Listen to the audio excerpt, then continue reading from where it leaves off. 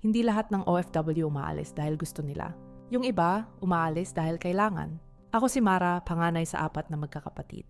At hindi ko makakalimutan ang araw na yon sa Cagayan de Oro Airport.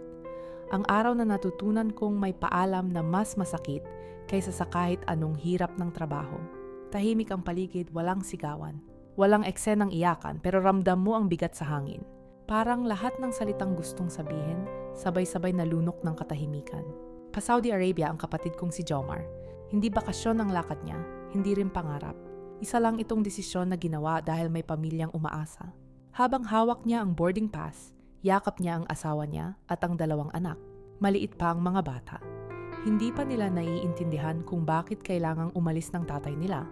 Ang alam lang nila, matagal siyang mawawala. Tinanong ng bunso, "Papa, babalik ka ba?" Hindi agad sumagot si Jomar. Ngumiti lang siya. At doon ko nakita, yung mangiting pilit, yung matang gustong umiyak pero ayaw magpakita ng kahinaan. Sabi nila, OFW ka, may dolyar. Pero hindi nila alam, may kapalit yun. Kapag OFW ka, hindi mo hawak ang oras mo, hindi mo hawak ang katawan mo. At madalas, hindi mo rin hawak ang lungkot mo. Sa Saudi, iba ang mundo. Iba ang wika, iba ang kultura. Iba ang pakikitungo. Kapag nagkasakit ka ron, wala kang nanay na magtatanong kung kumain ka na. Wala kang kapatid na mag-aalaga sa'yo. Sarili mo lang ang kakampi mo. Isang gabi, nag-video call si Jomar. Maiksi lang, sabi niya, okay lang ako. Pero kilala ko ang kapatid ko, alam kong hindi. Nakita ko ang mga anak niyang kumakaway sa screen.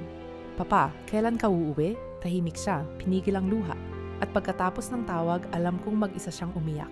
Ang pinakamasakit sa pagiging OFW ay hindi ang pagod.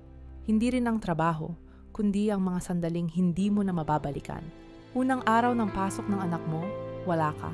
Kapag may sakit sila, wala ka. Kapag may kailangan silang yakap, screen lang ang kaya mong ibigay. Habang ang iba ay nagkakasalo sa hapagkainan, ang OFW ay kumakain mag-isa. Bit-bit ang pangungulila at responsibilidad. Minsan tinanong niya ako, "Worth it ba to?" Hindi ko alam ang isasagot. Kasi paano mo sasabihing sulit kung kapalit ay oras na hindi nababalik? Pero tuwing naaalala niya ang mga anak niya, pinipili niyang magpatuloy. Hindi dahil malakas siya, kundi dahil mahal niya sila. Hindi lahat ng bayani may medalya. Yung iba, may maleta lang at tiket. At kung may mahal kang OFW, unawain mo sila. Hindi madali ang pinili nilang landas. Dahil sa bawat pag-alis nila, may pusong naiwan. At sa bawat paalam, may tahimik na luha na walang nakakakita.